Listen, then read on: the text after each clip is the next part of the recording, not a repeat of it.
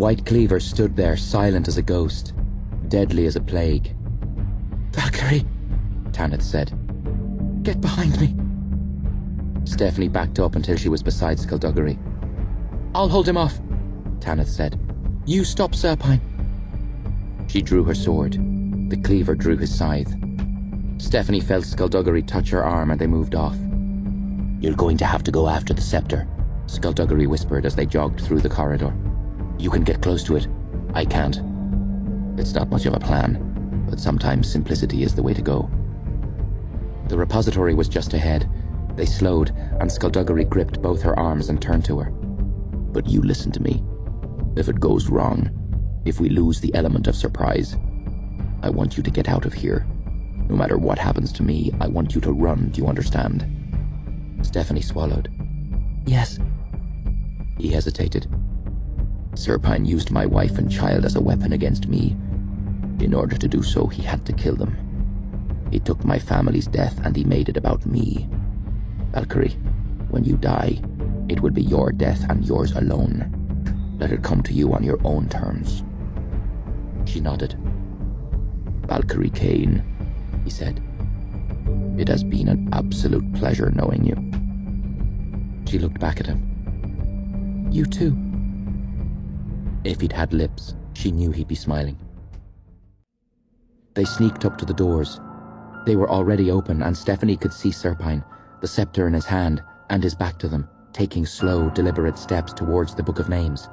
Sagacious Tome was watching, but he too had his back to the doors. "I can't see Mr. Bliss," Stephanie whispered, and Skulduggery shook his head. Neither could he. Stephanie hesitated, then passed into the repository and crept to her left. She reached a heavy table laden with artifacts and peered around. Serpine had stopped walking, and for a moment she thought he knew she was there. But as she watched, he turned and walked back, shaking his head. "It's still too strong," he said. "It's as weak as it's going to get," Sagacious Tome said. "I thought with Meritorious and Morwenna dead, the barrier wouldn't pose a problem. But I can't withdraw my contribution to the spell, not without the others joining me in the ceremony." Serpine rejoined Tome, arching an eyebrow. "Then perhaps we shouldn't have killed them." "I didn't kill them," Tome said defensively. "You did." Stephanie stayed low as she crept from behind the table. Serpine laughed. I may have been the one to turn them to dust, but you set them up, Sagacious. You drew them in. You betrayed them."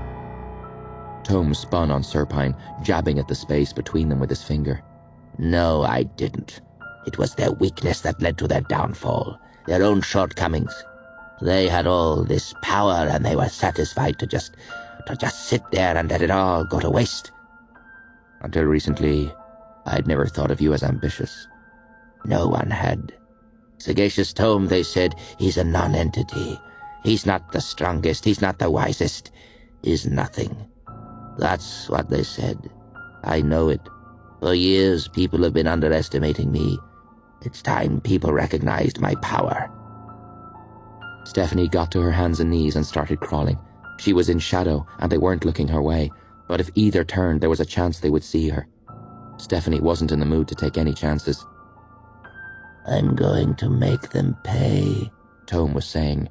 "Everyone who ever questioned me. The streets will run red with their blood." "How dramatic," Serpine said, and raised his hand. Stephanie saw the book lift off its pedestal and hover there for a moment. Then he grunted impatiently and let it drop again. "I told you that's not going to work," Tome said. "It's how close you are to getting it. It doesn't have to be physically close. It isn't a physical barrier. It's a mental barrier." Stephanie held her breath. She was behind the pillar next to them. Serpine's voice was so close he could have been speaking right into her ear. "So with you, the final elder remaining, the barrier isn't sufficiently weakened to let me through, is that right?" "Yes, but that's not my fault. I did what I could." "Yes, you did. Yes, you did. And now there's one more thing you can do to help solve this little problem." "What are you talking about?" Tome asked, and then his tone changed suddenly. Became afraid. "What are you doing? Point that thing somewhere else, Serpine. I'm warning you. Point that... There was a black flash, and silence. After a moment, she heard Serpine's footsteps move off again, and Stephanie took a peek. He was walking slowly, concentrating on the book, his back to her. This was the only chance she was going to get. She crept out from behind the pillar, ignoring the fresh pile of dust at her feet. There was no way she could close the distance without giving herself away. He'd hear her, sense her, whatever, but he was holding the scepter in his hand so loosely. Stephanie narrowed her eyes and stepped forward. He had heard her and was turning, but she didn't care. The scepter was coming up, the black crystal starting to glow. She flexed her fingers and splayed her hand, snapping open her palm and pushing at the air, and the space around her hand rippled, and the scepter flew from Serpine's grasp, flew away from them both and hit the far wall. Serpine hissed in anger and turned. They heard the scepter start to sing as Skulduggery sprinted in. He dived into the air and the space around him shimmered as he shot forward. He covered the distance in the blink of an eye. He crashed into Serpine, taking him off his feet. They hit the pedestal and it toppled, the book falling as they sprawled onto the ground. Skulduggery was the first to stand, and he hauled Serpine up, shoved him against a pillar, and fired off a punch that jerked his head back. Serpine lunged, but Skulduggery snagged his wrist and stepped in and then under the arm. He turned and wrenched, and Serpine yelled in pain as a loud crack echoed through the chamber. Serpine tried gathering purple vapour in his hand, but Skulduggery batted the hand away, chopped into the side of his neck. Serpine gagged and dropped back, and Skulduggery kicked his legs out from under him. You never could fight worth a damn, Skulduggery said, standing over him. but then you didn't need to, did you? Not when you had lackeys to do the fighting for you. Where are your lackeys now, Nefarian? I don't need them, Serpine muttered. I don't need anyone. I'll crush you myself, grind your bones to dust. Skulduggery tilted his head. Unless you've got an army tucked away in that fancy coat of yours, I sincerely doubt it. Serpine scrambled up and rushed at him, but Skulduggery drove in a kick and brought his closed fist down onto his shoulder, and Serpine fell to his knees. Stephanie had to get to the scepter before Serpine recovered.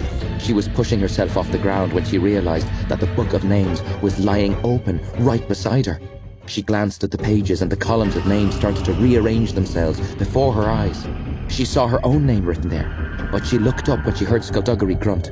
Serpine was on his knees, but his lips were moving, and the wall behind Skulduggery came alive with hands that reached out and grabbed him. Skulduggery was pulled back, and Serpine stood. There were a series of dull cracks and pops as Serpine's broken bones mended and realigned. Where are your oh-so-clever taunts now, detective? Skulduggery struggled against the grip of a dozen hands. You've got big ears, he managed to say before he was pulled even further back into the wall. And then he was gone. Serpine looked over, saw Stephanie, saw how close she was to the scepter. He snapped out his hand, and a thin purple tendril whipped towards the scepter. He pulled his arm back, and the scepter flew off the ground, but Stephanie lunged and managed to grab it. She was jerked off her feet, but her grip was strong and the tendril broke, becoming vapor, and she hit the floor. She heard a crash and looked around as a table hurtled straight at her. She tried to dive out of the way, but she wasn't quick enough. It hit her, and she screamed, dropped the scepter, and clutched at her broken leg. She shut her eyes against the tears of pain, and when she opened them again, Mr. Bliss was walking into the room.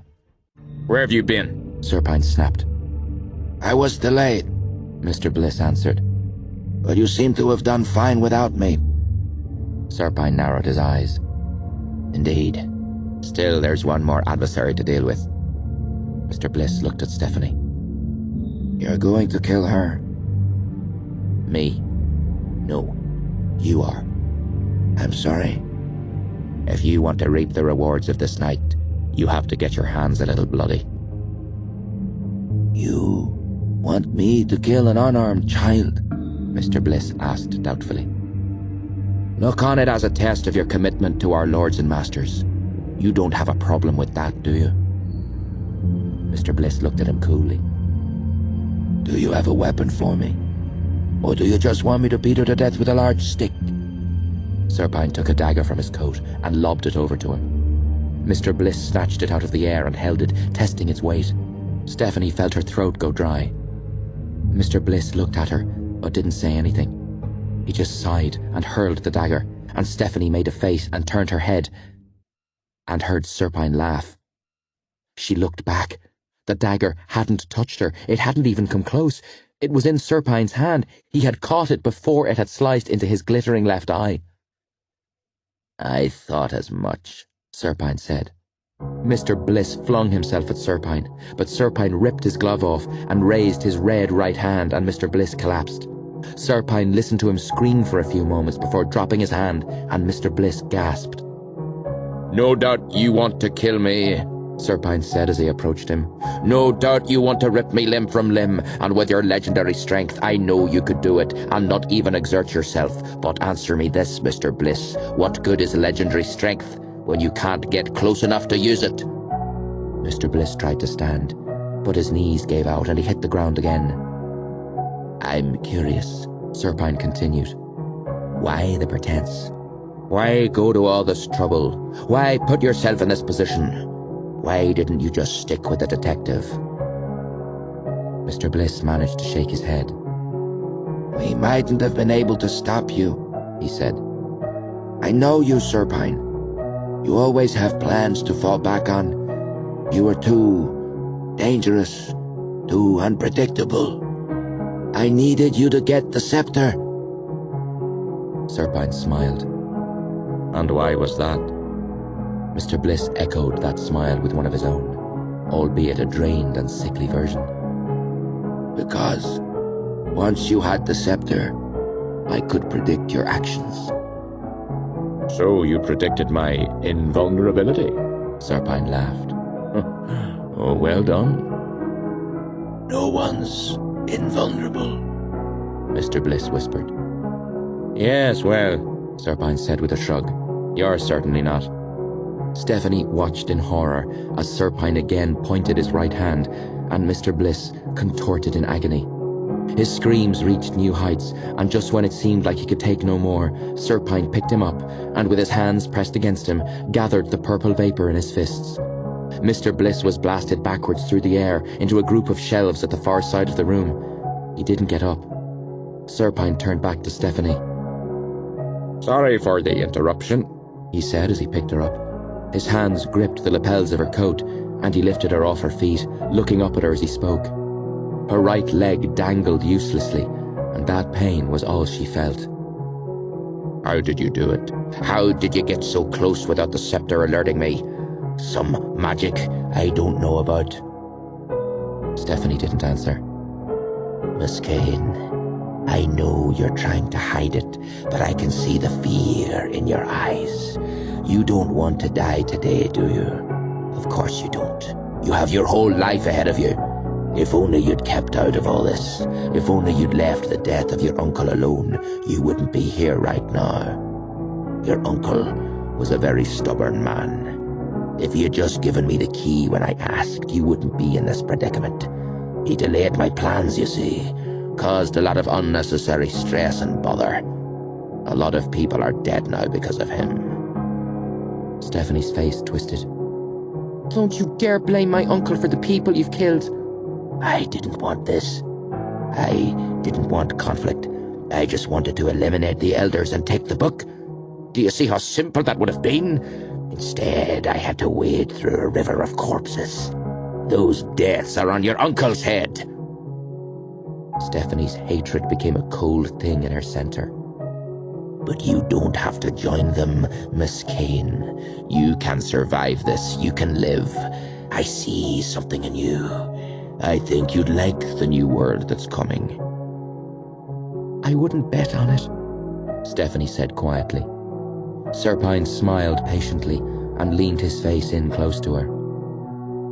You can survive if you tell me how you got so close without the scepter alerting me. With no weapons left, Stephanie spat on him. He sighed and threw her against a pillar. She smacked into it and her body twisted and she dropped onto her back. Her eyes wouldn't focus. The pain was far away. She heard his voice like there was a wall separating them. No matter. I'm about to make slaves of the entire population of this planet, and then there will be no more secrets. There will be no magic hidden from me, and when the faceless ones return, This world will be remade as a place of splendid darkness. He passed her, a vague shape in the corner of her eye. She had to get up. She had to snap out of this. The pain from her broken leg, she had to let it in. It was nothing more than a sensation now. She had to allow it to flood her. She focused on her leg. It was throbbing, the pain spiking, and with each new height it reached, her mind sharpened a little more. Then the pain came at her, cascaded over her with its full force, and she had to bite her lip to stop from crying out. She looked up. Serpine was approaching the book. Stephanie gripped the edge of a tabletop and pulled herself up onto her good leg.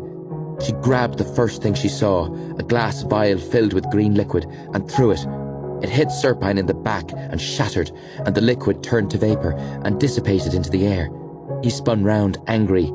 You, my dear, have proven yourself to be far too troublesome for your own good. He raised his red hand, and from somewhere behind her, she heard the Scepter singing again. And then Skulduggery dropped through the ceiling, landing in a heap next to Serpine. The detective looked around. Ah, he said. I'm back. You are, Serpine said, and Skulduggery looked up and saw him. Serpine lashed a kick into Skulduggery's side, and Skulduggery grunted. He tried to get up, but Serpine batted his hands away and grabbed his skull. He drove his knee into the side of Skulduggery's head, and Skulduggery sprawled onto his back. Serpine looked over to Stephanie and then to the ground behind her, and she turned, saw the Scepter. She lunged for it, but a purple tendril wrapped itself around her waist, and she was yanked back onto her broken leg. She cried out as the pain shot through her. Serpine whipped the tendril to the Scepter, yanked it into his left hand and whirled, the crystal flashing with a black light that streaked towards Skulduggery. The detective dived as a whole section of the wall behind him turned to dust. Skulduggery drew his gun and fired, hitting Serpine in the chest. Still with that little toy of yours, Serpine said, amused and unharmed. How quaint. Skulduggery circled him. Serpine held the Scepter down by his side. You'll be stopped, Skulduggery said. You've always been stopped. Oh, my old foe, but this is different. Those days are gone. Who is there to rise up against me? Who is left? Remember when you were a man, a real man, I mean, not this mockery I see before me. Do you remember what it was like? You had an army on your side. You had people willing to fight and die for your cause. We wanted to bring the faceless ones back, to worship them as the gods that they are. You wanted to keep them out, so that this infestation of humanity, this celebration of the mundane, might be allowed to live and thrive. Well, they've lived and they've thrived, and now their time is up. Skulduggery's finger tightened on the trigger. Black blood sprayed from Serpine's chest, and the wound instantly healed. Serpine laughed. You have caused me so much trouble over the years, detective. It's almost a shame that I have to end it. Skulduggery cocked his head. You're surrendering? I'm going to miss this, Serpine said. If it makes it any easier, you can think of your imminent demise as a good thing. I don't think you'll much like the world once my lords and masters remake it. So, how are you going to kill me? Skulduggery asked, dropping his gun and holding his arms out. With your toy? Or one of these new tricks you've learned? Serpine smiled. I have been expanding my repertoire. So good of you to notice. And I see you've been playing around with necromancy again. Indeed. My very own pet cleaver.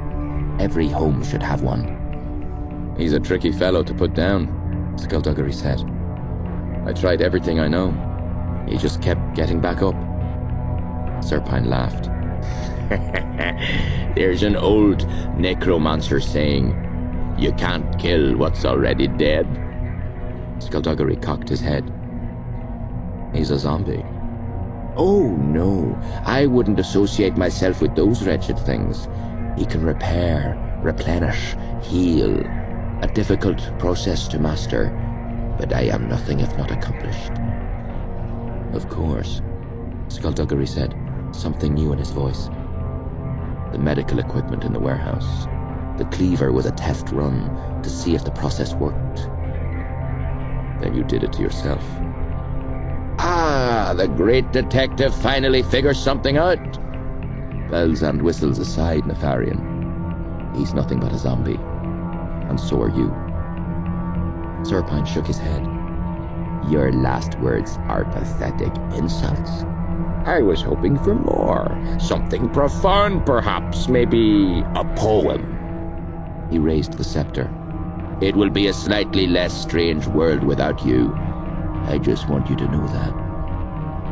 Stephanie screamed his name as Skulduggery dived. Serpine laughed, and the scepter sent out its bolt of black lightning, but Skulduggery had seized the Book of Names and held it as a shield.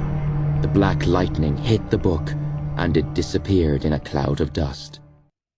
No! Serpine screamed. No! Stephanie stared as the book that the elders couldn't destroy sifted through Skulduggery's fingers. He charged through the cloud, slamming it into Serpine. The scepter fell and rolled away. Serpine's hands closed around Skulduggery's neck, forcing his head back. You ruined it, he hissed. You ruined it all, you pathetic creature. Skulduggery slammed a fist into Serpine's face and batted the hands away. He stepped in with a jab that rocked the sorcerer's head. Serpine blasted Skulduggery with purple vapor, and Skulduggery was flung off his feet.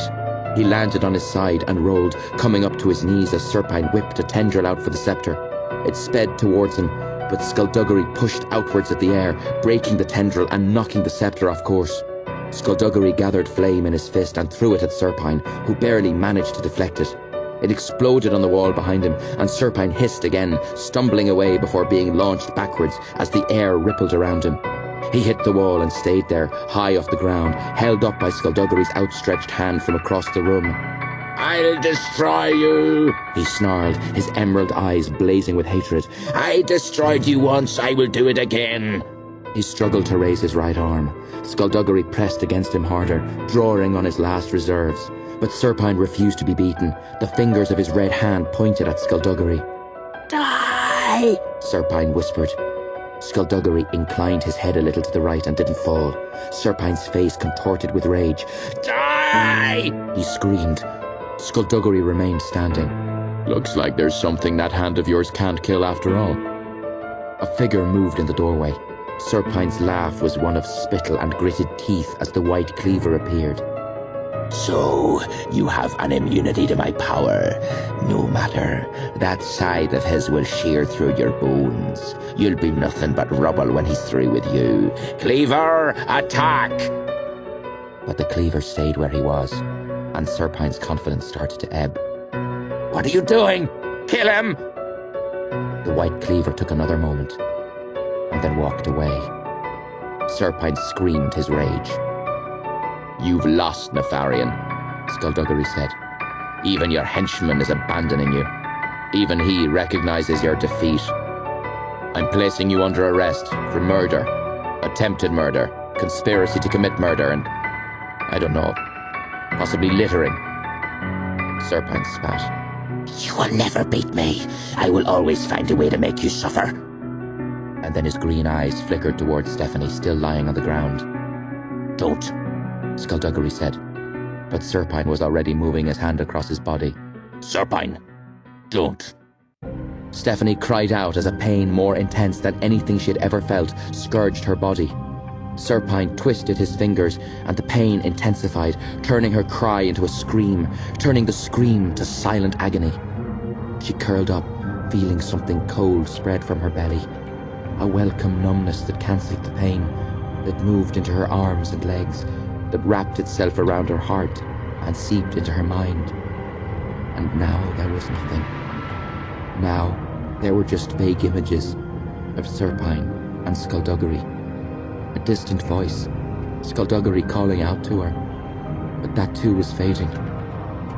No pain now, no sound. Her eyelids fluttered. Serpine with that grin, Skulduggery holding his free hand out, and something moving through the air. Everything moving so slowly. The scepter. It was the scepter. And then it was in Skulduggery's gloved hand, and his fingers were tightening around it. He was raising his arm and pointing the scepter at Serpine, and the little crystal started to glow. It glowed dark, a pretty little darkness, and then the air cracked. The coldness had overtaken her now. The numbness was everywhere, and the last bits that made her who she was were gradually drifting away. She didn't care. She didn't mind at all. Let them go.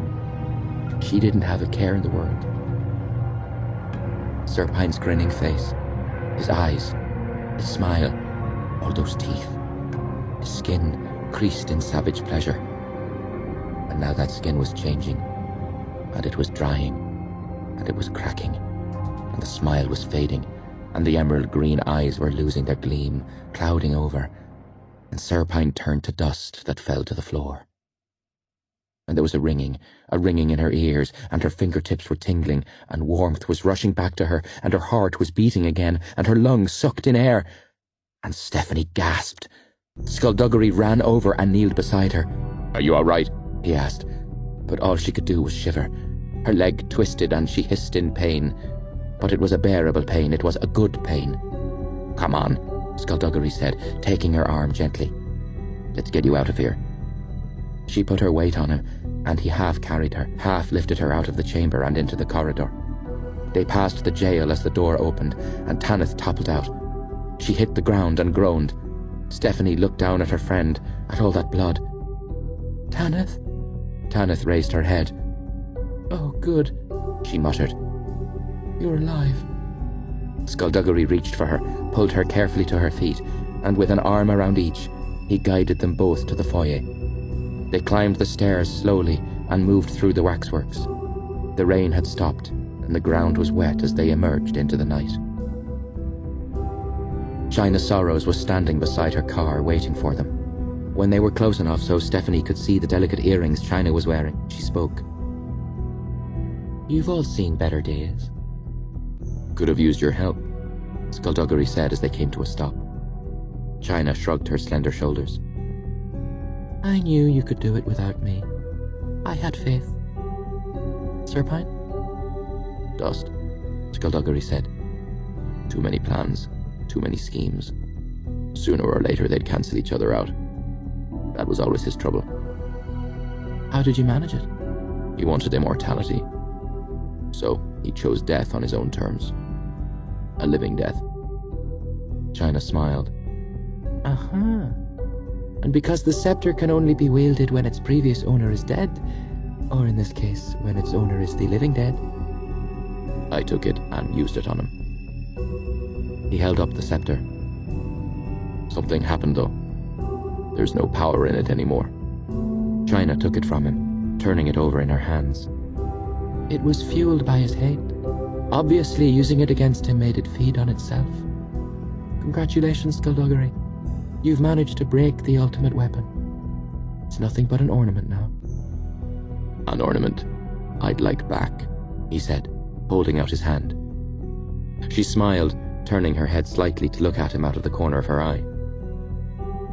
I'll buy it from you, she said. Why would you want it?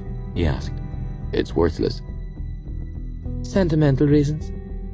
Besides, you know what an avid collector I am. He sighed. Fine, take it. There it was, that smile again. Thank you. Oh, and the book? Destroyed. How very like you to destroy the indestructible. You have quite an appetite for destruction, don't you? China, these bones are weary. Then I shall leave you. Bliss is still in there, Stephanie said. I think he was working against Serpine the whole time. I don't know if he's alive, though. That brother of mine is quite resilient. I've tried to kill him 3 times already, and he just won't stay down. China got into her car, looked at them through the open window. Oh, by the way, all 3 of you, congratulations on saving the world.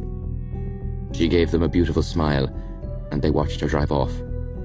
They stood there for a while. The sky was beginning to brighten, the first rays of the morning sun seeping into the black. You know, Tanith said weakly, I still have a gigantic hole in my back. Sorry, Skulduggery said, and helped them both towards the Bentley.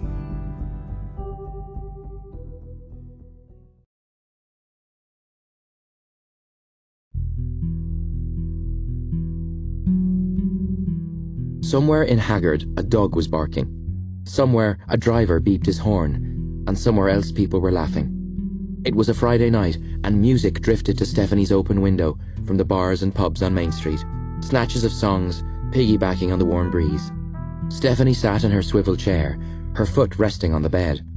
Skulduggery had taken her to a friend of his, a cantankerous old man who had mended her broken leg within an hour. It was still stiff, and she couldn't walk on it, but the bruising had gone down, and in another few days it would be like it had never been broken at all. She didn't mind the recuperation period she had been advised to take. After the week she'd just had, a week in which she'd seen wonder and magic and death and destruction, she could do with a little holiday. Skulduggery Pleasant sat on the windowsill and told her what was happening in the world outside her bedroom. The white cleaver had vanished, and they still didn't know why or even how he had ignored his master's final command. Skulduggery had a suspicion that he was under orders from somebody else, but just who this mystery master was, he didn't yet know. Serpine's allies had resurfaced and struck, and then vanished again when the news of the sorcerer's demise had reached them. Serpine's grand scheme may have failed, but because of it, the cleaver's numbers had been decimated, and their duties now stretched them thin. "How's Tanith?" Stephanie asked. "Will she be okay?" She's lucky to be alive. The injury she took was severe, but she's strong. She'll pull through. I'll take you to see her when you're rested. "And Ghastly? Any change?" I'm afraid not.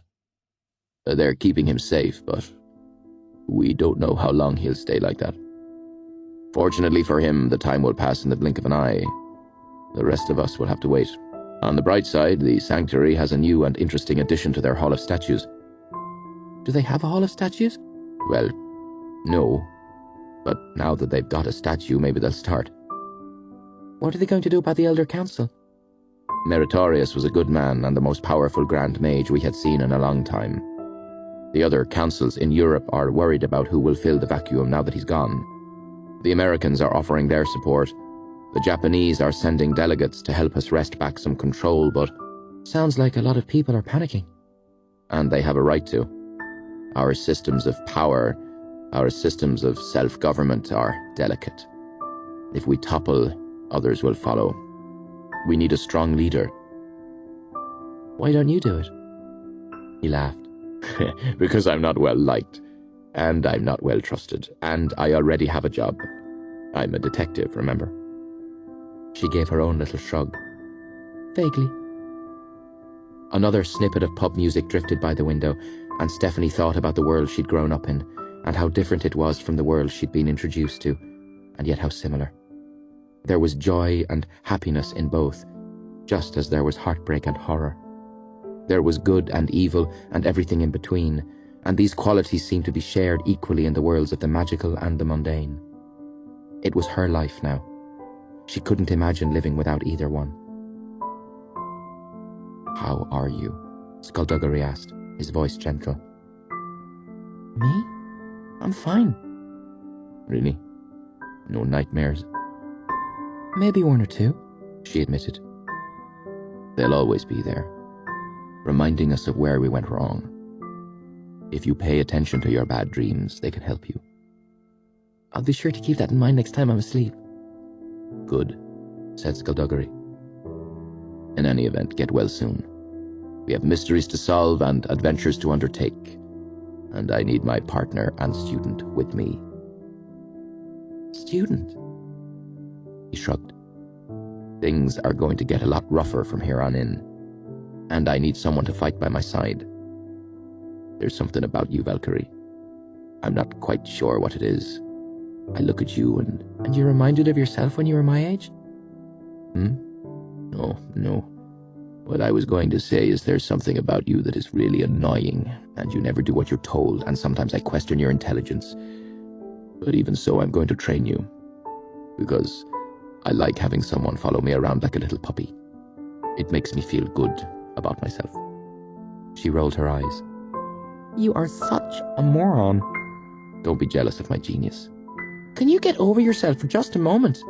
If only that were possible. For a guy with no internal organs, you've got quite the ego. And for a girl who can't stand up without falling over, you're quite the critic. My leg will be fine. And my ego will flourish. What a pair we are. She had to laugh. Go on, get out. Mum will be up soon to check on me. Before I go... Yes? Aren't you going to show me what you've been practicing? You've been dying to show off from the moment I knocked on this window. Stephanie looked at him and arched an eyebrow. But he was right, and he knew it. The other good thing about this recuperation period was that she had all the time she wanted to develop her powers, and she hadn't wasted the few days that had passed already. She clicked her fingers, summoning a small flame into the palm of her hand. She watched it flicker and dance, then looked up at Skulduggery and grinned. Magic, he said.